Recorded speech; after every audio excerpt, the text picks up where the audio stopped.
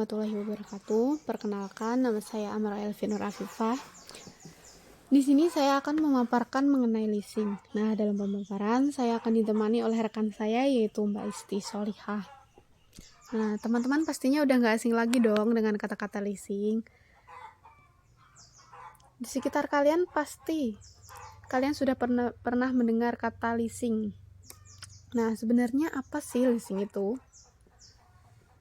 Leasing sendiri berasal dari bahasa Inggris, yaitu lease, yang memiliki arti menyewakan. Secara umum, leasing adalah setiap kegiatan bentuk penyediaan barang-barang modal untuk digunakan oleh suatu perusahaan atau perorangan untuk jangka waktu tertentu. Sementara itu, arti leasing menurut Otoritas Jasa Keuangan atau OJK, leasing adalah kegiatan pembiayaan dalam bentuk penyediaan barang modal, baik secara sewa guna usaha dengan hak opsi atau finance lease, maupun secara guna usaha tanpa hak opsi atau operating lease. Nah, di sini leasing juga memiliki ciri-ciri. Ciri-ciri yang pertama itu umumnya terdapat ketertarikan antara jangka waktu lease dengan masa kegunaan barang lease. Nah, yang kedua, hak milik dari barang lease tersebut terdapat pada pihak lessor. Yang ketiga, barang yang menjadi objek leasing adalah barang-barang yang digunakan untuk keperluan suatu perusahaan.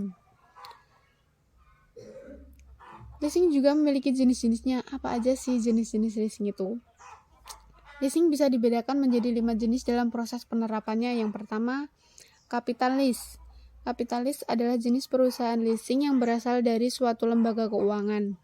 Jenis leasing ini pada umumnya bisa melayani pihak nasabah yang memerlukan kebebasan dalam hal menentukan barang atau modal dengan spesifikasi tertentu. Dalam penerapannya, pihak lessor akan memberikan dana untuk membayar barang yang diperlukan kepada pihak supplier lantas akan diserahkan pada pihak lease. Nantinya pihak lessor akan memperoleh imbalan berupa nasabah dalam bentuk pembayaran secara angsuran dalam periode waktu tertentu sesuai dengan kesepakatan bersama. Yang kedua ada operating lease. Operating lease adalah suatu jenis perusahaan leasing yang mana pihak lessor akan membeli barang untuk disewakan kepada nasabahnya dalam kurun waktu tertentu.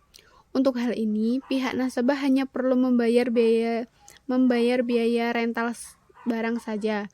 Untuk harga barang dan biaya lainnya nanti akan ditanggung oleh pihak lessor. Yang ketiga, sales type lease. Sales type lease adalah lease penjualan, merupakan jenis leasing yang biasanya dikerjakan oleh perusahaan industri yang melakukan penjualan lease barang dari hasil produknya. Terdapat 2 jenis pendapatan yang dapat diakui, yaitu pendapatan dari hasil jual barang dan pendapatan dari bunga pembelanjaan selama kurun waktu lease. Yang keempat ada leverage lease. Leverage lease merupakan jenis perusahaan leasing yang melibatkan pihak ketiga. Artinya, pihak lessor tidak membayar objek leasing sebanyak 100%, tapi hanya sekitar 20% hingga 40% saja. Sisanya nanti akan ditanggung oleh pihak ketiga tersebut. Yang kelima ada cross border lease. Cross border lease adalah jenis perusahaan leasing yang dikerjakan antar negara. Artinya, pihak lessor dan lease tidak ada di dalam satu negara yang sama, namun berada di 2 negara yang berbeda. Biasanya, jenis leasing ini hanya melakukan leasing pada barang yang memiliki nominal sangat besar seperti produk pesawat terbang Airbus atau Boeing. Nah, leasing juga memiliki kelebihan dan manfaat. Adanya kegiatan pengadaan barang atau modal secara leasing pasti akan memudahkan pihak perusahaan untuk mendapatkan barang keperluannya. Beberapa manfaat dan keuntungan yang akan didapat perusahaan karena melakukan kegiatan leasing. Yang pertama fleksibel. Bahkan struktur kontrak yang terdapat dalam leasing bisa disesuaikan sesuai dengan keperluan lease, sehingga jangka waktu lease serta nominal biaya yang harus dikeluarkan bisa disesuaikan dengan kondisi keuangan yang dimiliki oleh nasabah. Yang kedua, tidak perlu jaminan. Hak kepemilikan sah atau aktiva dalam leasing yang di-lease dan pembayaran lease sesuai pendapat oleh aktiva bisa dijadikan jaminan untuk lease tersebut. Yang ketiga ada capital saving. Pihak lembaga biasanya akan memberikan pembiayaan serta 100% untuk nasabah, sehingga LIS bisa menggunakan dananya untuk kebutuhan yang lain demi meningkatkan produktivitas perusahaan. Yang keempat, pelayanan cepat. Pada umumnya, prosedur pembiayaan akan memerlukan waktu yang terbilang cepat, dimulai dari sistem pengajuan sampai realisasinya. Dengan adanya kemudahan ini, maka akan mampu meningkatkan efisiensi waktu untuk kegiatan perusahaan sehingga bisa lebih produktif lagi. Yang kelima, terhindar dari inflasi. Dalam kegiatan leasing, para nasabah bisa menghindari kerugian karena inflasi karena pembayaran akan dilakukan sesuai dengan satuan keuangan sesuai kesepakatan. Yang keenam, dilindungi hukum. Pihak lessor dan pihak lease akan memperoleh kepastian hukum karena adanya peraturan yang tidak bisa dibatalkan walau sedang mengalami kondisi finansial yang berubah-ubah. Yang ketujuh, cara mendapatkan aktiva. Pihak leasing seringkali dijadikan sebagai satu-satunya pilihan utama saat perusahaan ingin melakukan modernisasi dalam meningkatkan produktivitas tapi sulit dalam hal pendanaan. Untuk materi selanjutnya akan disampaikan oleh rekan saya, Mbak Isti Solihah. Terdapat beberapa istilah yang seringkali digunakan dalam transaksi leasing. Berdasarkan pengertian leasing di atas, maka berikut adalah beberapa istilah leasing tersebut. Lease adalah kontrak sewa atas pemanfaatan harta dengan jumlah sewa tertentu dalam kurun waktu tertentu. Lease adalah pihak nasabah atau pengguna dalam bentuk perorangan atau perusahaan yang memanfaatkan modal dari pendanaan perusahaan leasing. Lessor adalah pihak pemilik aktiva atau barang modal yang selanjutnya akan dilisi. Lease term adalah jangka waktu leasing yang bersifat mutlak dan tidak bisa dibatalkan. Residual value, nilai leased aset yang diperkirakan bisa diterapkan ketika memasuki akhir periode sewa. Kemudian, fungsi leasing. Pada dasarnya, fungsi leasing sebenarnya hampir sama dengan fungsi bank, yaitu menyediakan pembiayaan produk dengan jangka menengah. Bedanya, bank konvensional akan memberikan pinjamannya dalam bentuk uang, sedangkan leasing memberikan pinjamannya dalam bentuk barang yang selanjutnya barang tersebut harus dicicil atau diangsur. Contoh, dalam pembelian sepeda motor. Tanpa ada pihak leasing, Anda harus membeli sepeda motor tersebut secara tunai, dan tentunya memberatkan.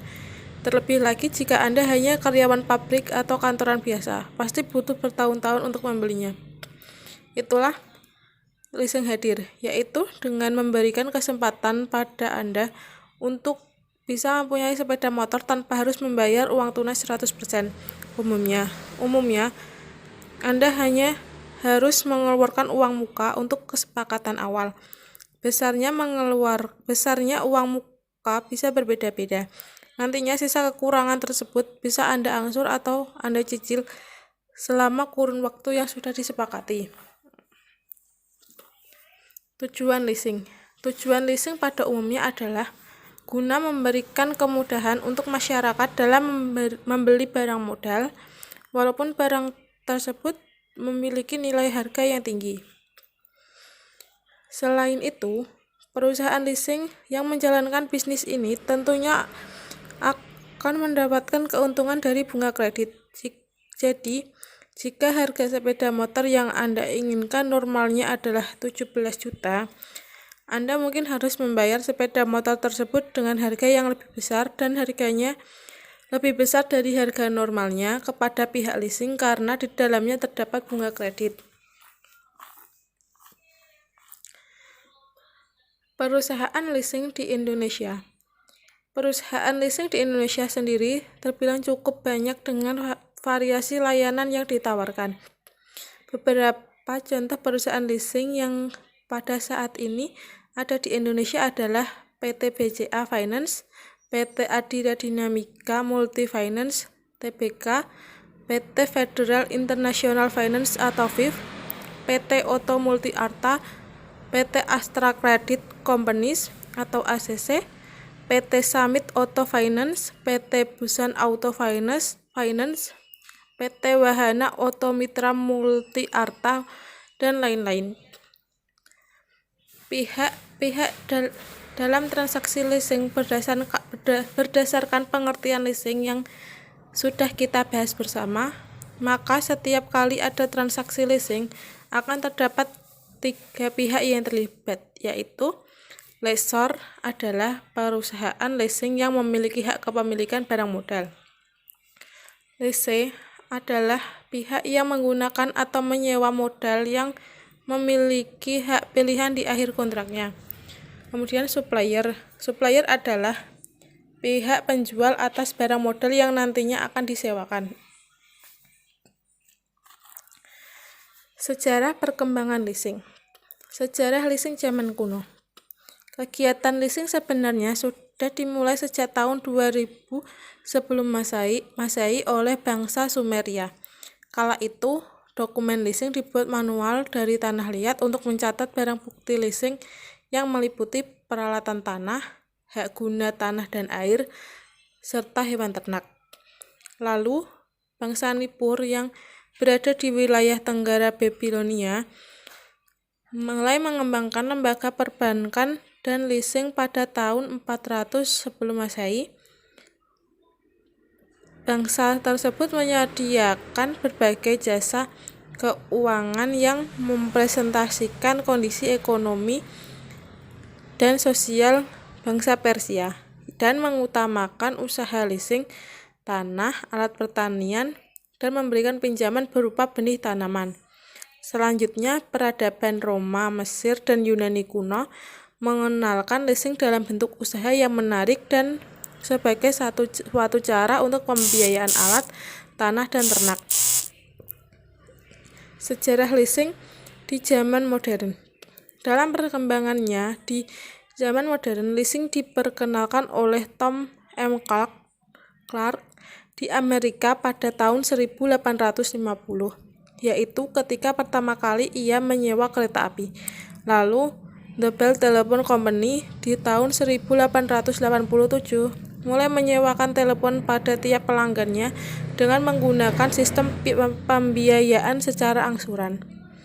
Selanjutnya, perusahaan leasing asal San Francisco pada tahun 1952 mendatangi beberapa perusahaan yang memproduksi barang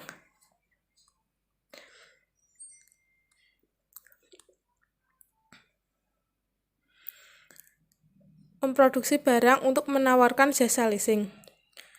Lalu, usaha leasing ini berkembang pesat ke negara lain seperti Jerman, Jepang, dan Inggris. Terima kasih.